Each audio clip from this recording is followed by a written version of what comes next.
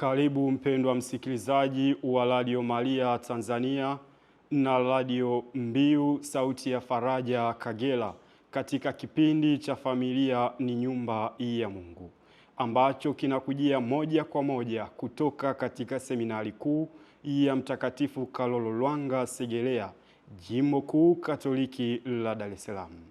Kila siku ya Alhamisi kuanzia saa 12:30 jioni.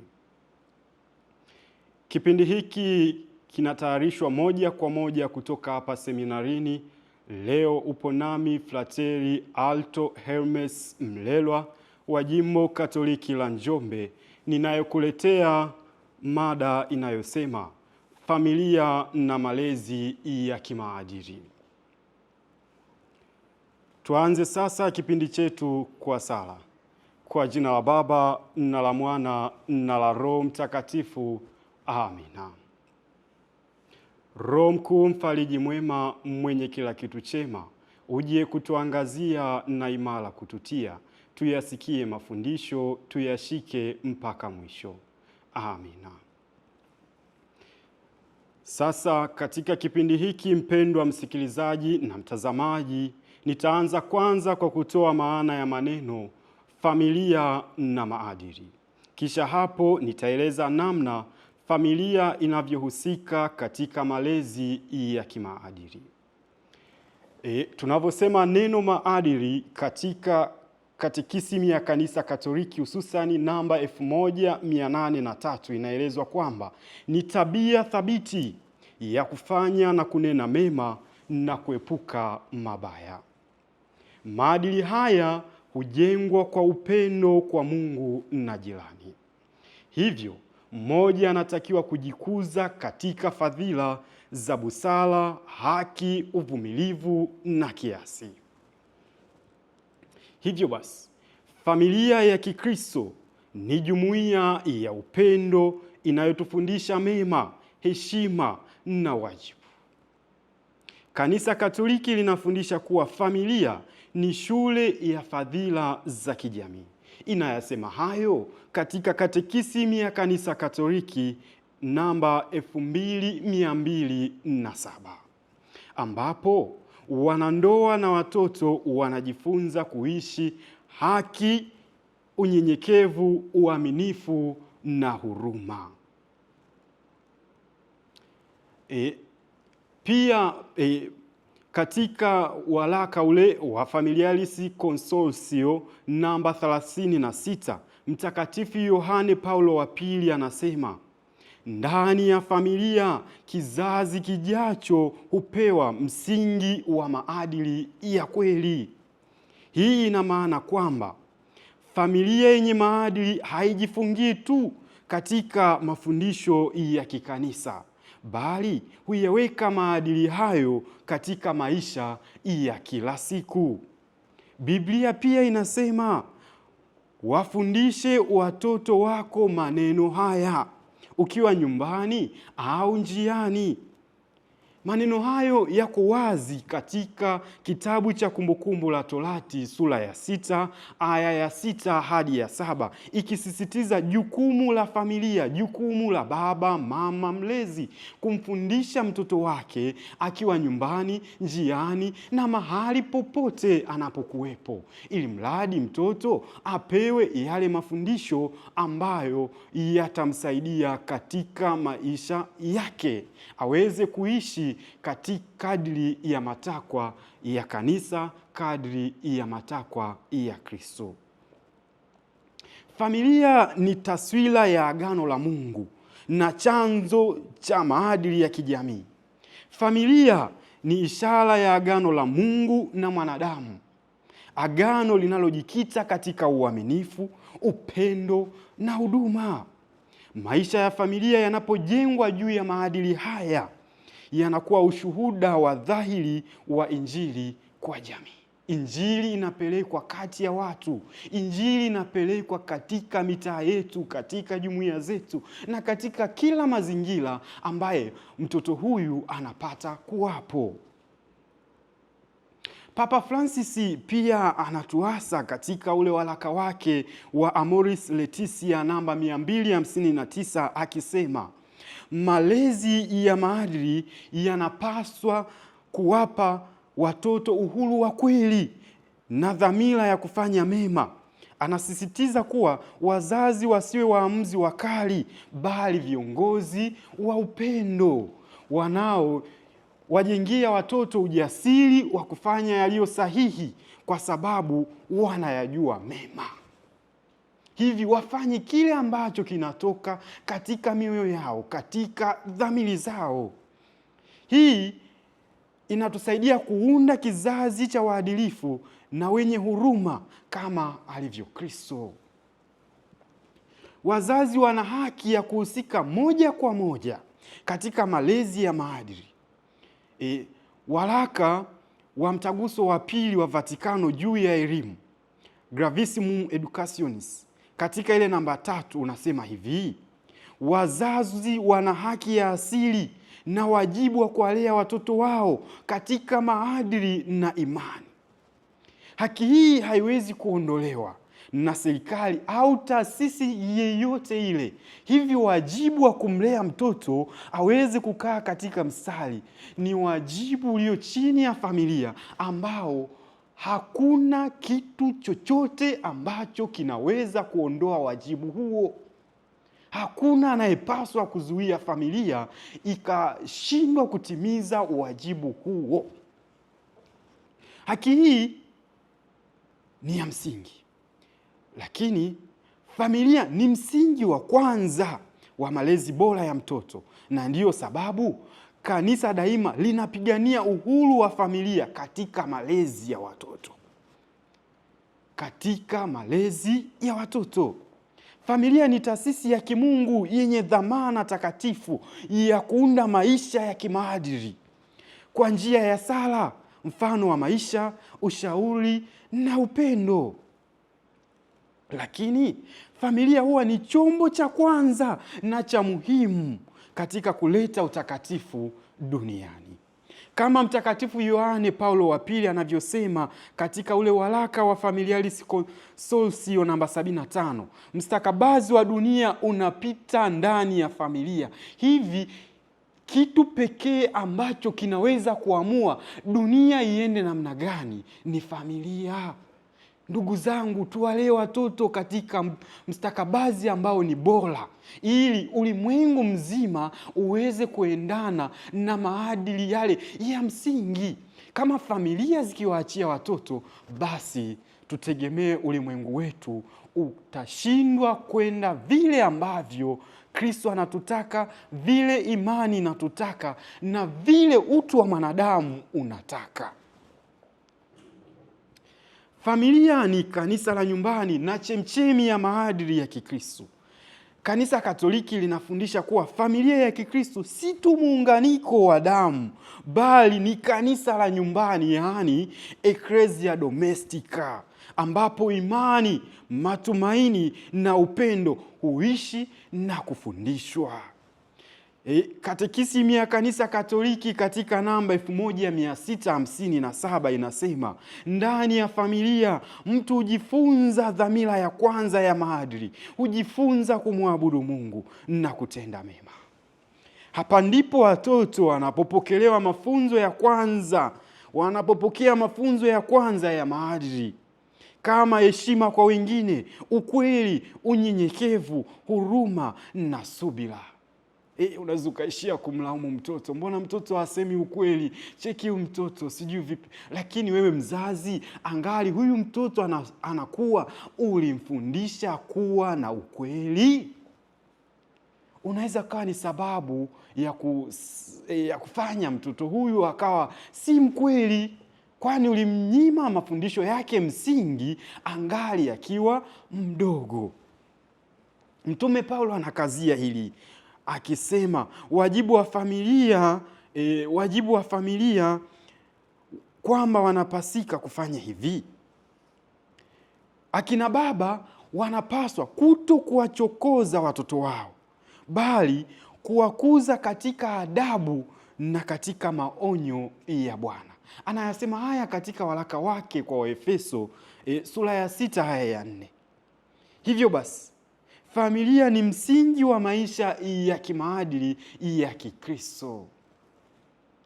Familia ni mwalimu wa kwanza wa maadili. Katika Katekisimu ya Kanisa Katoliki namba 2223 tunasoma hivi: wazazi ni wa kwanza kuwajibika katika malezi ya maadili ya watoto wao.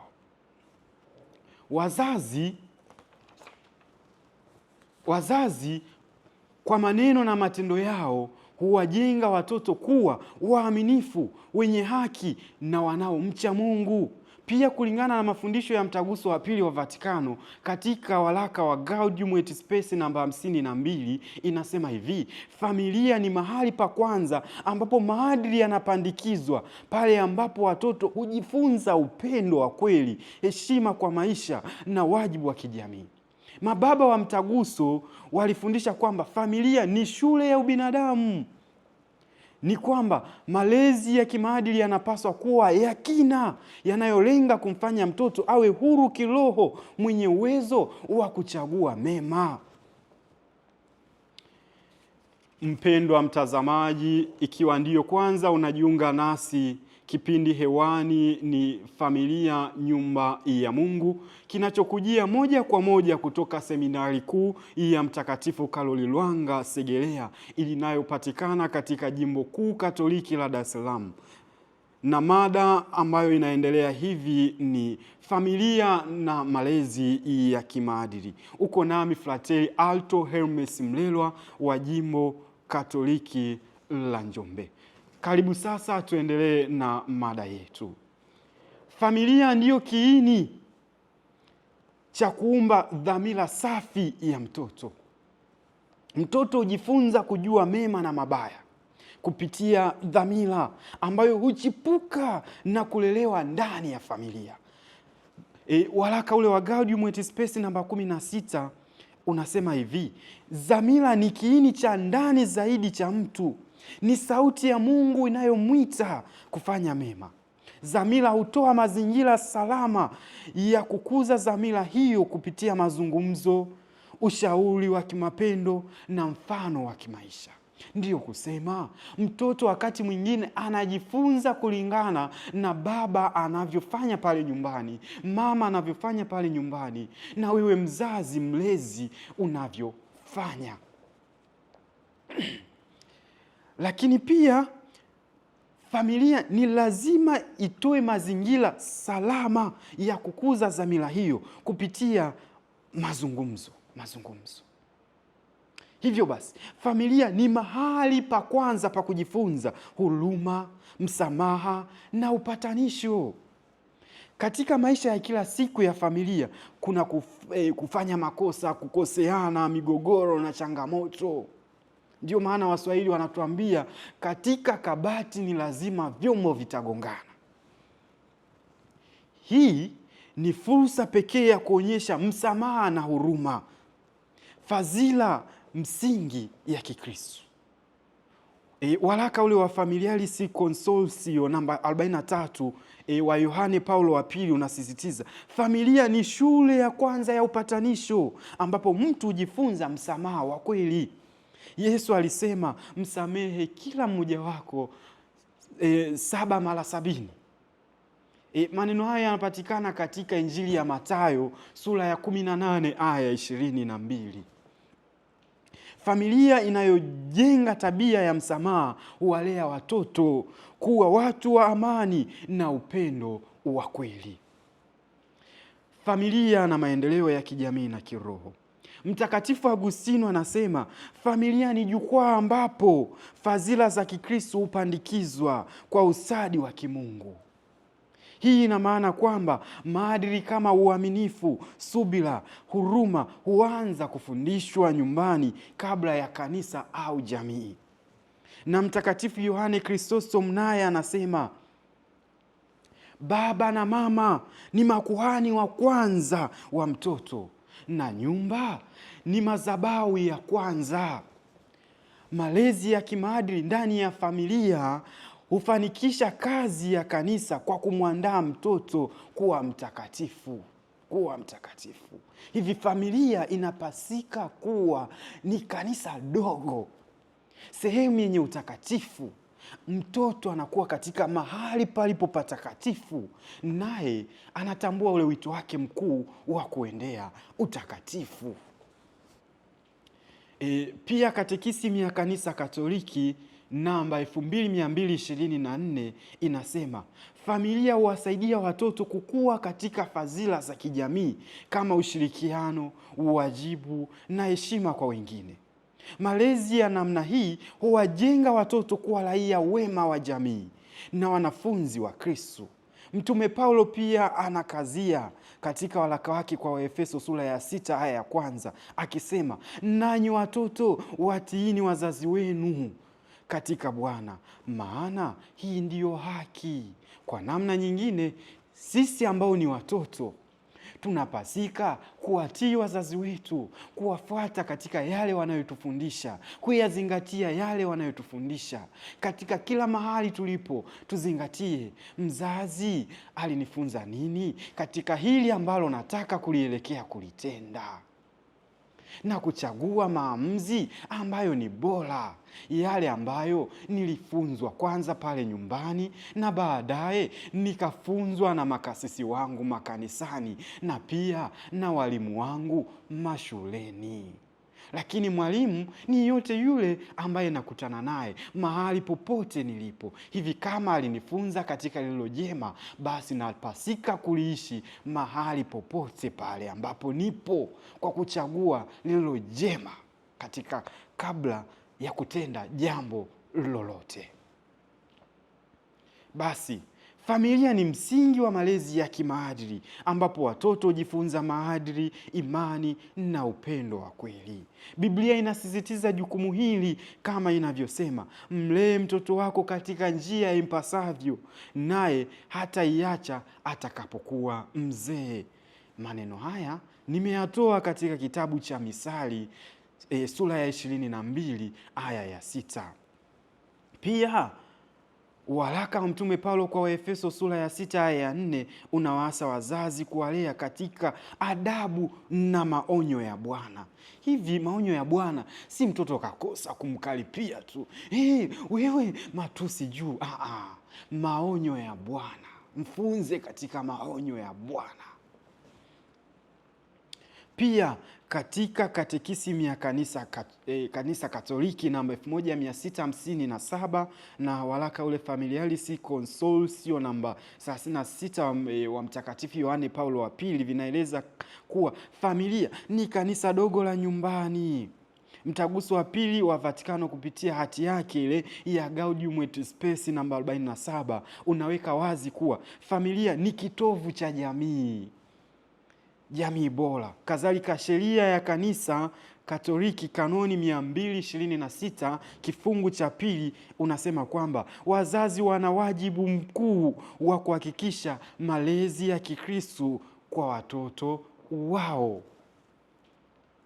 Basi kwa kupanua zaidi fundisho hili, ina maana hata wale ambao si wa Kristo wawalee angalau watoto wao katika vile ambavyo utu wa kibinadamu unataka. Hivyo basi familia ni mahali pa kwanza pa mafunzo ya kimaadili yanayojenga mtu katika utu ili aweze kuwa binadamu ambaye amejengeka katika utu, katika dhamiri safi. Mpendwa msikilizaji wa Radio Maria Tanzania na Radio Mbiu Sauti ya Faraja Kagera, hadi kufikia hapa ndiyo tumefikia tamati ya kipindi chetu cha Familia ni Nyumba ya Mungu kwa siku ya leo. Naamini umejifunza mengi. Usikose kuungana nami tena siku nyingine, muda na wakati kama sasa. Ulikuwa nami Frater Alto Hermes Mlelwa wa Jimbo Katoliki la Njombe, ninayesoma katika seminari kuu ya Mtakatifu Karoli Lwanga Segerea inayopatikana katika Jimbo Kuu Katoliki la Dar es Salaam. Ikiwa una maswali na maoni au ushauri, naomba utuandikie ujumbe wako mfupi wa maandishi kwenda namba 0756 478178. Utuandikie ujumbe huo kupitia namba 0756 478178. Karibu tuhitimishe kipindi chetu kwa sala. Kwa jina la Baba na la Mwana na la Roho Mtakatifu. Amina. Atukuzwe Baba na Mwana na Roho Mtakatifu, kama mwanzo na sasa na siku zote na milele. Amina. Asanteni sana kwa kunisikiliza. Nawatakia usikilizaji mwema wa vipindi vingine vinavyofuata. Tumsifu Yesu Kristo. Familia bora yenye hofu ya Mungu.